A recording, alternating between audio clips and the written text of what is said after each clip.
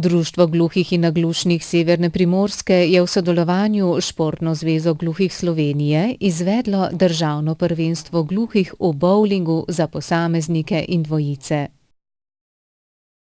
Tekmovalo je 13 žensk in 29 moških iz 8 področnih društev gluhih in naglušnih. Prvenstvo je potekalo v izjemnem tekmovalnem duhu. Igralci so bili precej izenačeni, zato je bil pri končnem rezultatu odločilen vsak podrti kegelj.